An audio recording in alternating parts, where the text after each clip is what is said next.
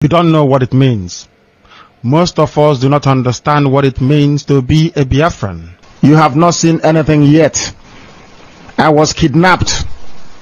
I was beaten. I was spat at. My clothes were ripped from my body.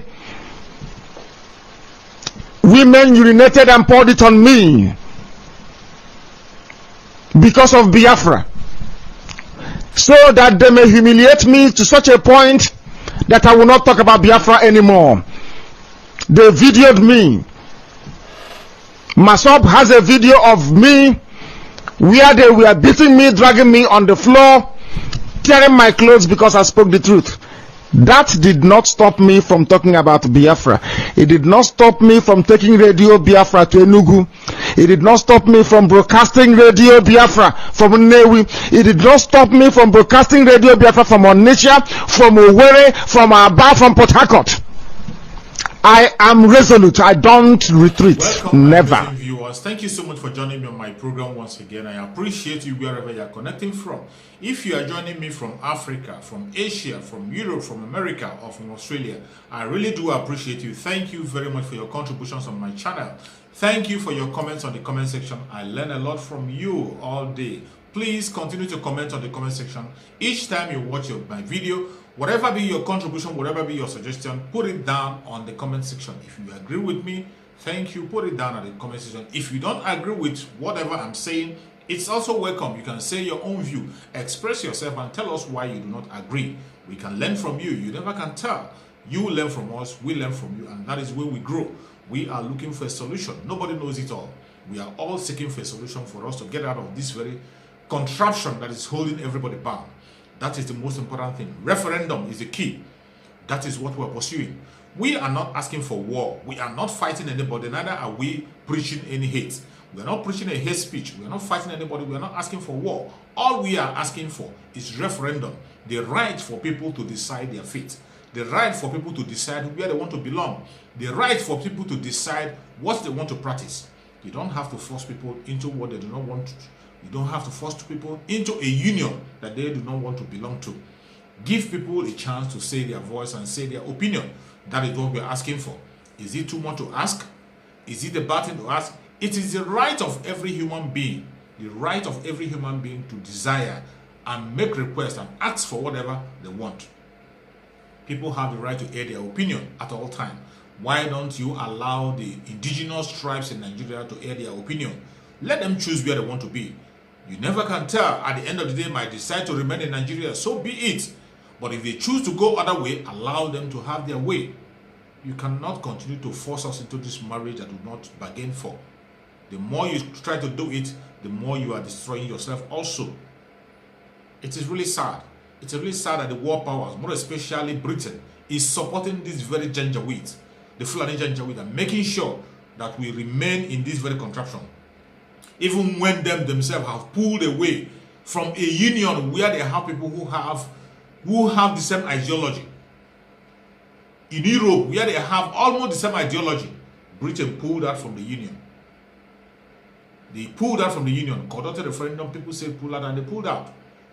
Why are you now stopping us from pulling out from a union that is not even favorable to us? In a union where we do not have the same ideology. You know very well, even from the time you amalgamated this very place, you know that these people are not the same people and can never ever be. They have different ideology. They are not the same people. Yet you force them together. And after a long time, after the 100 years have expired, you cannot even tell these people to go back to the drawing board. You are silent. You are condoning evil. Remember what Mazi Nnamdi Kanu says. That if you continue to support this one Nigeria, if Britain continue to support one Nigeria, Britain would be disintegrated and they will be destroyed and they will never have a say in the world again forever and ever. Trust Mazi Nnamdi Kanu, he is the prophet of our time. Whatever he says comes to pass. Whatever he says comes to pass. If Britain do not withdraw from supporting Nigeria and they continue to support this evil called Nigeria, that is enslaving every indigenous tribe in that very place, they will never know peace. They will not. It doesn't matter how they try. They will not succeed. That has been the message of Mazi Nnamdi Kanu. Mazi Nnamdi Kanu have done his best to bring every indigenous tribe in that Nigeria to a very high point where they understand the situation, where they know that it is the right thing to demand for their right. That is why today, every tribe in that very contraction is asking for a referendum, including the North. They are asking for a referendum so that people can decide their fate and choose what they want for themselves. That is the only way. Nigeria has not done anybody any good. Nigeria is not favorable to anybody in that very contraction called Nigeria. It doesn't matter your tribe, it doesn't matter your religion, wherever you belong. Nigeria is not doing anybody any good. And there is no growth in Nigeria. Nigeria only makes you look more stupid. Nigeria and its politicians, they make you look more stupid than ever. You can see people who are coming on daily basis to defend the indefensible, to defend the one Nigeria they're talking about. There is nothing they have to offer. All they are coming on the media to do is to disgrace themselves. When you see them on international media, people who claim to be defending the one Nigeria, all they are talking is trash. They have no point. They cannot give a good reason why Nigeria should remain together. There is no reason whatsoever. They cannot tell us what the indigenous people are benefiting from Nigeria. They cannot tell us the reason why we should accept this very contraption called Nigeria. It is sad. It is sad. They are a bunch of disgrace, and that is what Nigeria does to you. When you begin to preach about one Nigeria, you look stupid. When you begin to preach about Nigeria, it makes you senseless. It makes you lose your senses. It makes you a murderer. It makes you a supporter of genocide. That is what one Nigeria makes you. It makes you lose your senses. It makes you commit all manner of crimes. It makes you commit all manner of human rights abuses. That is why we are calling for the end of that contraption. For those of you who are serving in that contraption, defending the contraption in every level, the politicians more especially, and those holding points, you are disgracing yourself. You are disgracing yourself on international stage on a daily basis. And I'm going to share with you a video of a recent disgrace that was brought upon that very zoo. Somebody who they call whatever, ambassador of whatever, went to the international media to disgrace himself. You watch the video carefully from beginning to the end. After the video, then we can come and talk more about the video. You will see how this man disgraced himself on the media and disgraced the country he's representing. Let us watch.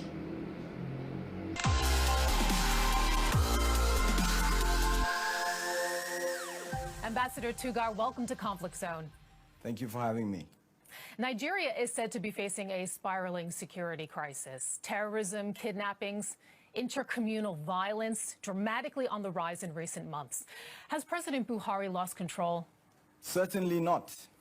He has not lost control. He has done a lot in terms of security.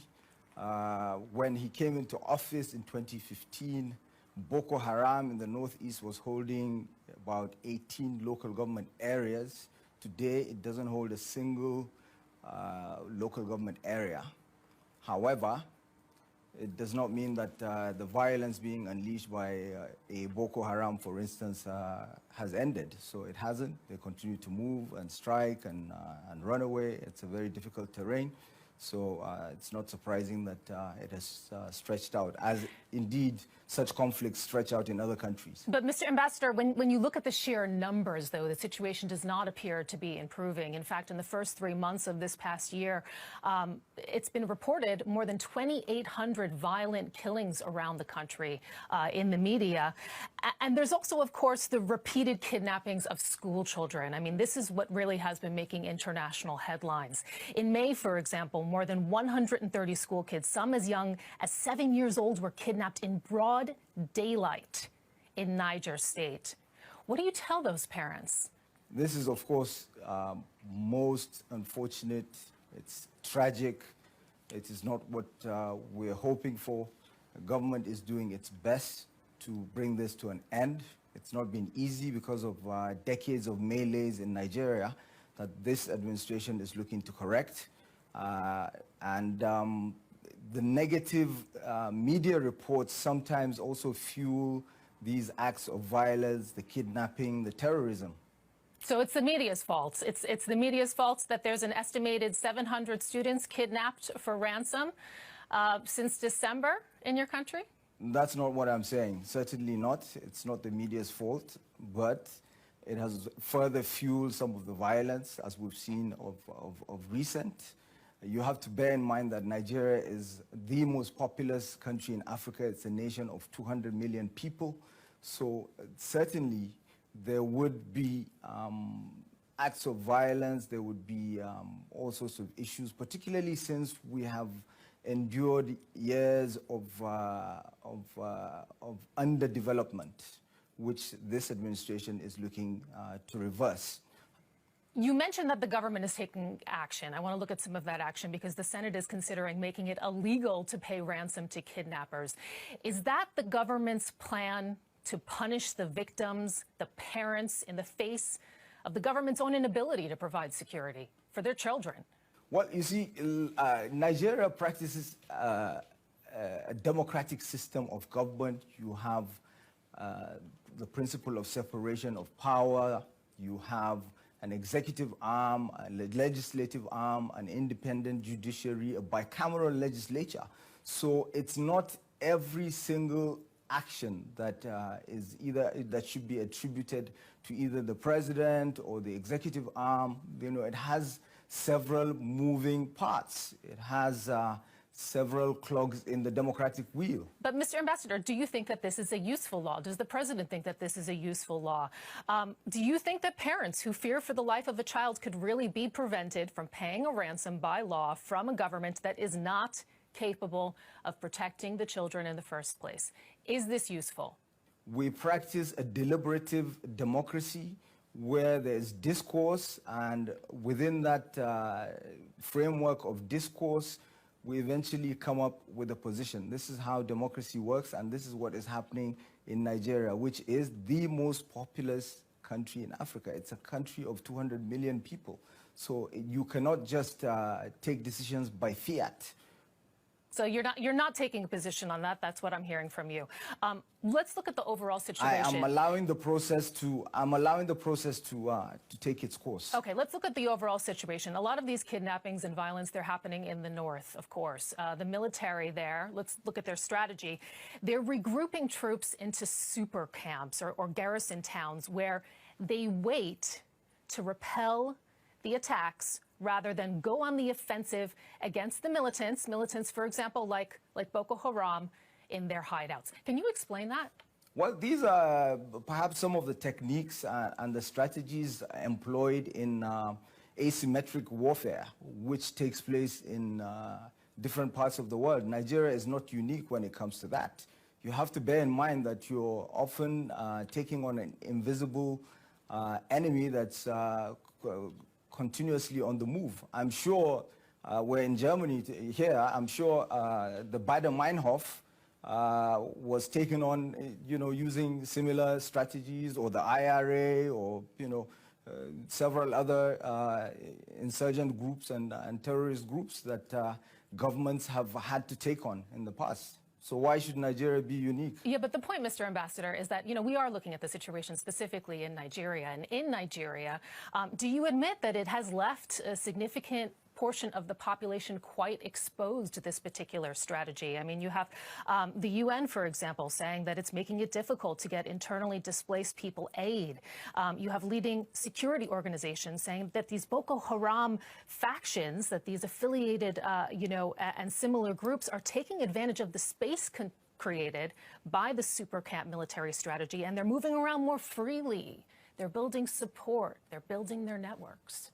You have to bear in mind that this is a conflict that is taking place in a very difficult terrain, as I said earlier, within a very complex cross-border area where 4 African countries meet, where there are hundreds of islands due to the receding Lake Chad. So, it's not that straightforward. You can also, if you want, focus on the return of individuals that have been living in internally displaced camps to towns and villages. That is equally happening. So it's, while some might be moving to internally displaced camps, others are moving back home. So it's a very complex thing, and it's very dynamic, and it's forever changing. The state of your military's capacity is also in question. The Senate has confirmed that massive recruitment, procurement of equipment is needed for the security forces. Resources are said to be stretched thin. So why has the government failed to even secure the best equipment for the military? I mean, the pledges from Buhari to crush these armed groups, aren't they just empty words if you don't have the resources? We haven't been able to as much as we want, because many of the manufacturing countries would not sell it to us. You know, we've had to contend with certain acts such as the Leahy Act and several others in countries, and the negative propaganda sometimes that is unfairly used to label the Nigerian military as committing abuses and what have you. And that is highlighted instead of the positive acts that should be associated with them. So again, it's the fault of others. So just tell me then, because I'd like to move on to another topic. No, that's not what I'm saying. And that's not what I'm saying. Well, I mean, Mr. Ambassador, you spend less than 1% of GDP on security. So perhaps you can clarify for us, you know, what the priority is in the country. The priority is to address most of these issues holistically and to tackle the root cause instead of the symptoms. This is what the Nigerian government is trying to do. So some of the root causes of violence, of insecurity, happen to be poverty, a lack of effective governance at the local government level. And this is what the Nigerian government is trying to tackle. We have a social investment program. You could talk about it. It's a noble cause. You could focus on something like that. Certainly. So we have to make the choice whether to spend more on weapons, or whether to spend on solving the issue of poverty. And we're going to talk about the economy. When we want to buy the weapons, most often, we're not sold the weapons that we need. And Mr. Ambassador, we're going to talk about the economy, I assure you, in our conversation. So we will be returning to that. But I'd just like to ask you first about the state of human rights in the country, because, you know, it's not just attacks in the north, kidnapping. You have, you know, many hotspots all over the country. And in response to some attacks blamed on separatists, for example, in the southeast, the military has launched Operation Restore Peace. Buhari said on Twitter, "We have given the police and the military the power to be ruthless." The power to be ruthless. What does that mean? It just means what every country, every government believes, that we're living in a world that is primarily defined by nation states, sovereign nation states. And the sovereign nation states are meant to have the monopoly of violence, so that non-state actors will not unravel such countries and unleash mayhem and death and murder and massacre in such territories. This is what every country does. But I think the concern among many is that there are these previously documented evidences of mass extrajudicial killings by securities in this region in particular. So the question is, when Buhari says ruthless, is that what he means? Extrajudicial killings? It's happened before. That's certainly not what he means, because he has used the same phrase with regards to the violence by bandits and by terrorist activities in northeastern Nigeria, in northwestern Nigeria. It applies to the whole country. Wherever you have non-state actors, you see, there's no state. If a country, if groups or individuals or powers that do not subject themselves to the jurisdiction of a nation state are allowed to dictate the course of political life in any country, that country ceases to exist. After watching this very man, you can agree with me that these people have nothing to offer. They have nothing to offer to anybody. They are a bunch of disgrace. If you see all the points he's making there, he is not making any reasonable points. There's nothing he's saying to back up the indigenous people that he's supposed to protect, the people he's supposed to defend. There is nothing he is saying on behalf of the ordinary citizens of that very country called Nigeria. There is no defense for them. Instead, he is playing the situation down. When you play the situation, it is only when you tell people the exact situation of your problem that they can find a solution. When you don't tell the exact situation of the problem, your solution cannot be found. Nobody. Just like when somebody is sick, if you are sick, you don't tell the doctor the exact situation and allow him to scan you and give you the result, you can never be healed. You go to your imam, you go to your pastor, you don't tell them the truth, you lie to them, they pray for you, the prayer is going nowhere. The prayer can never save you, instead it will kill you because you're lying. The prayer will kill you because you're lying. Go to a doctor, you don't tell the doctor the truth of the situation. Doctor asks you a simple question, you tell the doctor a lie, you are going to die in your illness. You will never be safe. You'll never be safe. There are people you don't lie to. You don't lie to your doctor, you don't lie to your lawyer, you don't lie to your pastors. These are people who are taking care of your life, spiritually and physically. You don't lie to them. But in the case of Nigeria, the contraption called Nigeria lies to people who will save him. They lie to people who will save him. Even when they come to international media, they lie, pretend that it's all well. Instead of saying it the way it is, they pretend it's all well. Then the international media, international communities will relax as if nothing is happening.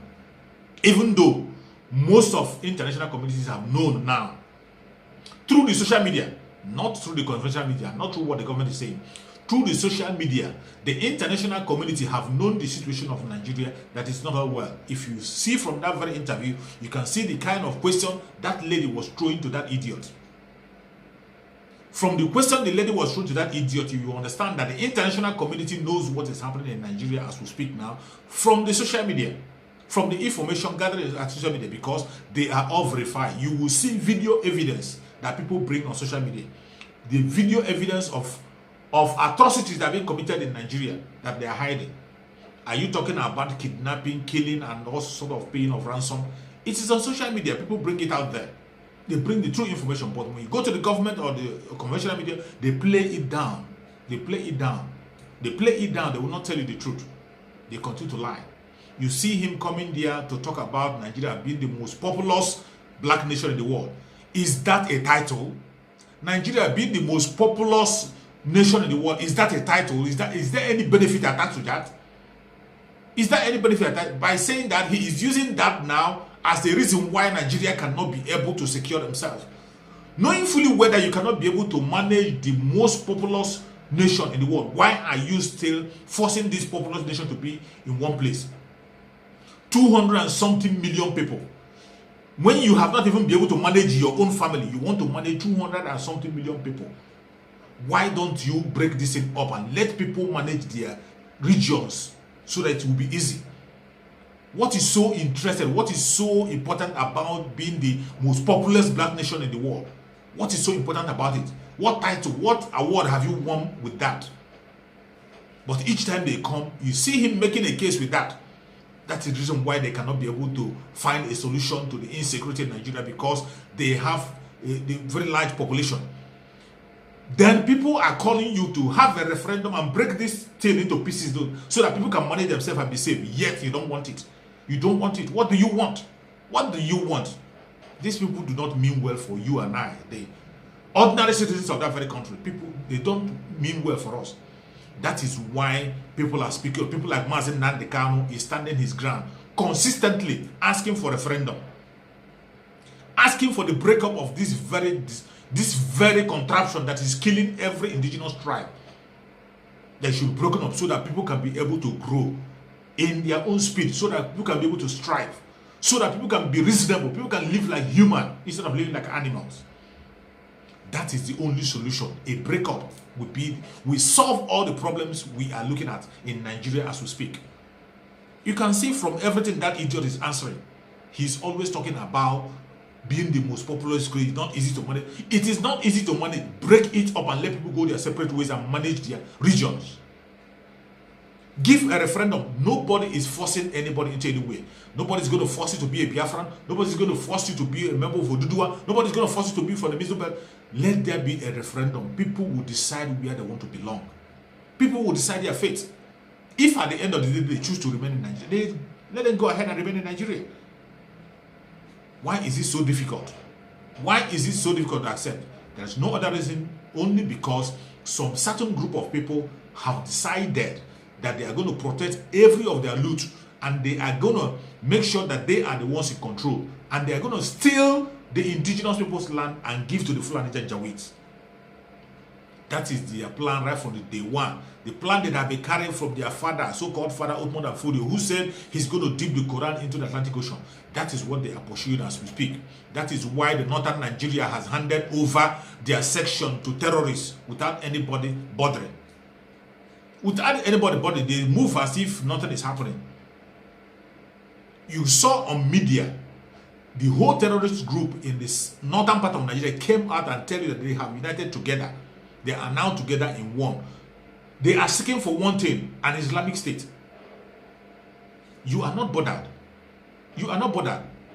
But you are going after those who are asking legitimately, grant us referendum so that we can decide our fate. You are going against them, killing them. Those who are protecting themselves from the invaders, people who want to come and take their land by force. You are killing them. And you want me to be part of you in that one Nigeria? God forbid. God forbid. I am not going to be part of one Nigeria. I am a Biafran, and Biafran will I be forever. That is my religion. That is my life. I have no apology to anybody for being a Biafran. I have no apology. We thank God we have our brothers from Odudua land. Our Odudua brothers are waxing strong. Thank God to Sunday Igboho, who is doing a very good job rallying around the Odudua people. Very soon on the 3rd, they are going to have a mega rally in Lagos State, and it's going to be the highest. It doesn't matter what Lagosians are saying. It doesn't matter what the propaganda they are carrying. The ordinary people are with Sunday Igboho, and what they want is a referendum, their own nation. That is what majority, 99.9% of Yorubas want it. Even some of the politicians who are trying to be politically correct, who doesn't want to come out openly, they want Odudua Republic. Why won't you? Why won't anybody want to do a republic, a place you be safe? Why won't you want a Biafran republic where you be safe? Why won't you want that? The earlier we begin to go back to our zone, and embrace our zone, the better for us. May Chukwu Abiyama continue to bless Mazi Nnamdi Kanu, who has brought this fight to this level. May Chukwu Abiyama bless Mazi Nnamdi Kanu, continue to grant him more wisdom, knowledge, and understanding wherever he is. May God continue to strengthen him, give him more power, give him more knowledge, give him more revelation, so that we can get to our promised land with him. Very, very soon. Biafra is here. It doesn't matter what they do, we are getting there. May Chukwu Abiyama bless on the war. Bless Odudua Republic. Bless everyone that is fighting for freedom. May Chukwu Abiyama grant us all protection and safety. We shall all see the victory. Yes, we will. They will kill us. We will kill them. At the end, Biafra will come.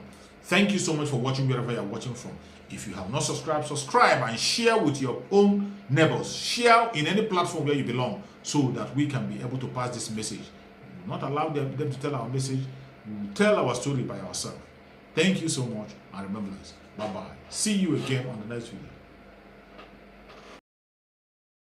video.